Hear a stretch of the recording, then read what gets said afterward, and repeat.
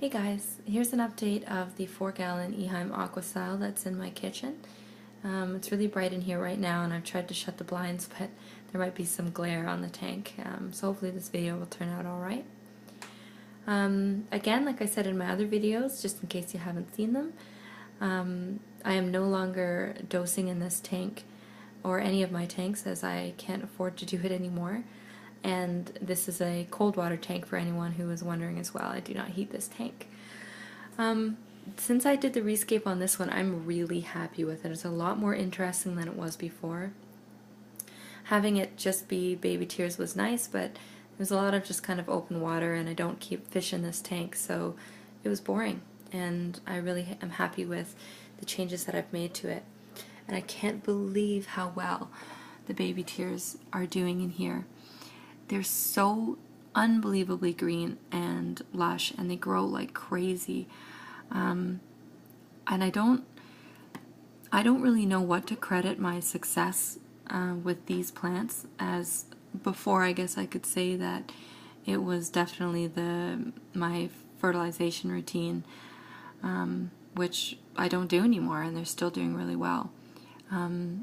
So I don't think that they're necessarily as difficult as everybody thinks they are to grow, and I'm definitely an example of that, as I have just kind of let them do their thing and this is what they've done.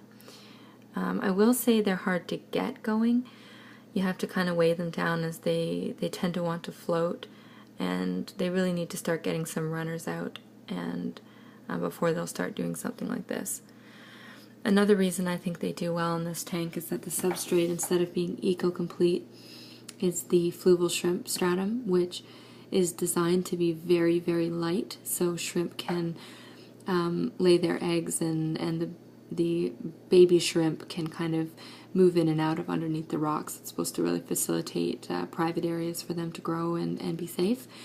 And so I think that with a plant that's as delicate as baby tears, it can really push that substrate around and move around really easily.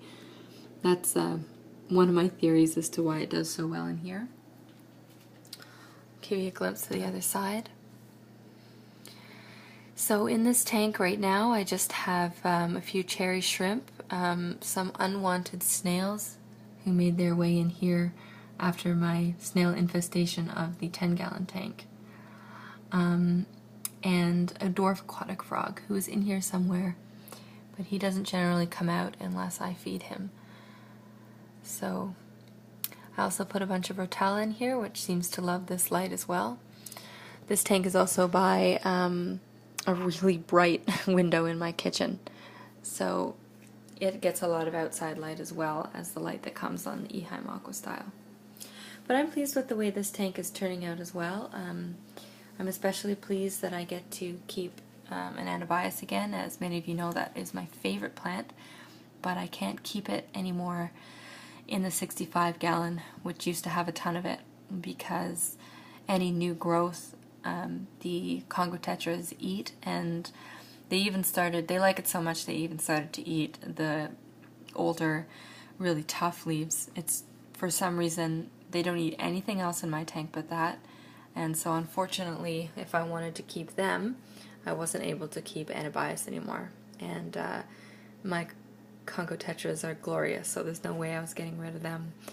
So maybe in however many years it'll take before they die of old age in there, I'll look into getting some Anabias again, because it really is a beautiful plant, and it's hardy, and when it flowers, it's just, it's so beautiful. So yeah, that's the update on the 4-gallon. Thanks for watching, guys.